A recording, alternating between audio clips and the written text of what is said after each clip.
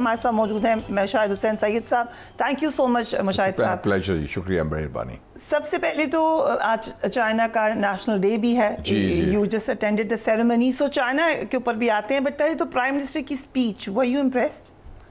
मैं जो ड्राफ्टिंग ठीक थी, गुड स्ट्रॉन्ग वर्ड्स, कहते हैं ना कि he made the right noises on Kashmir.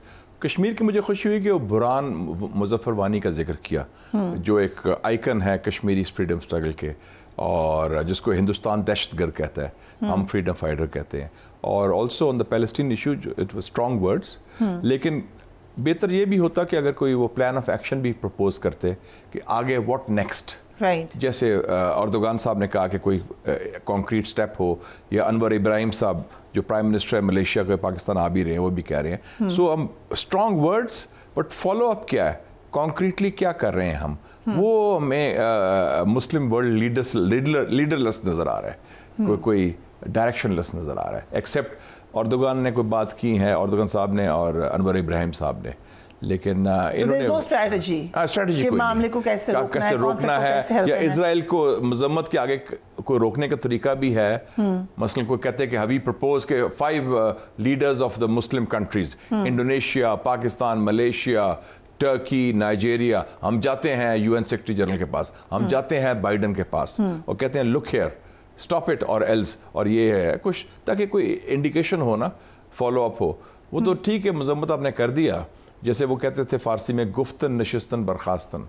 So what next? What next exactly? By the way, Foreign Office is very happy. वो कहते हैं views बहुत आए हैं उसके ऊपर। वो तो views so I don't know if that was the priority. अगर वो चीज़ें तो then I think the social media ban should be lifted then. It should be, अगर lift कर दे तो और views आ जाएंगे। वो तो फिर वो अगर वो social media की battle है तो वो कहेंगे जो कैदी नंबर 804 है उसका social media बहुत ऊपर जा रहा है, views बड़े आते हैं। वो तो फिर ज़ाहिर है उनके साथ ही battle of views है तो views में तो फिर वो ना ही करें, ना करें, good advice ना करें, क्योंकि अदरवाइज लोग कहेंगे बैन लिफ्ट करें या फिर मुकाबला करें और लोगों के साथ डिफरेंट एरिना में। सो अब आपको नजर क्या आ रहा है, हसन नसरुल्लाह की शहादत के बाद लेबनान के खिलाफ ज़मीनी जंग का आगाज़ हो गया, ये बढ़ सकती है जंग?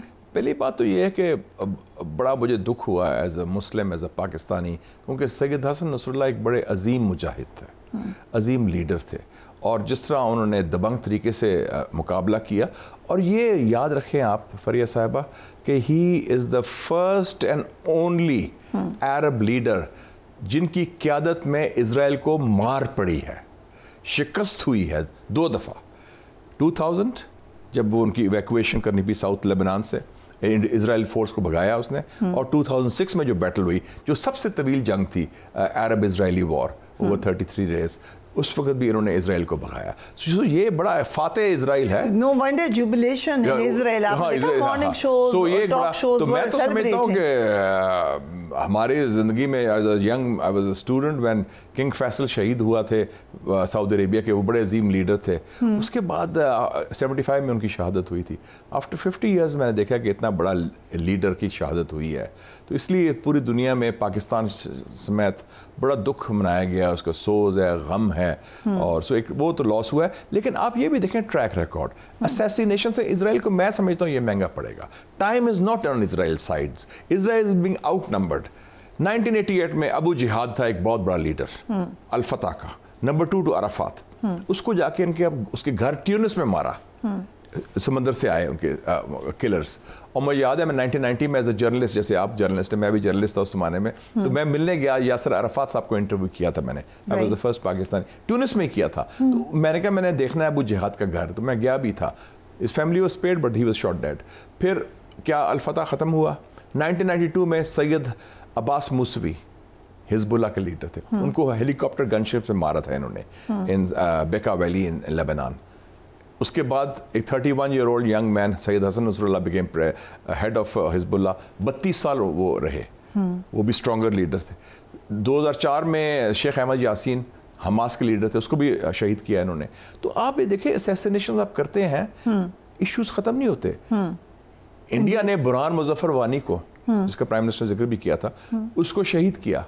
क्या कश्मीर कॉज ख़त्म हुआ है? कश्मीर कॉज और तेज़ हो गया है। और उसके एक्टिविटी। तो ये जो है ना, क्योंकि ये सिर्फ इदारे नहीं, ये तंजीमात नहीं, ये they are part of a struggle. ये दिलों की धड़कन है लेबनान के लिए, फ़लस्तीनियों के लिए।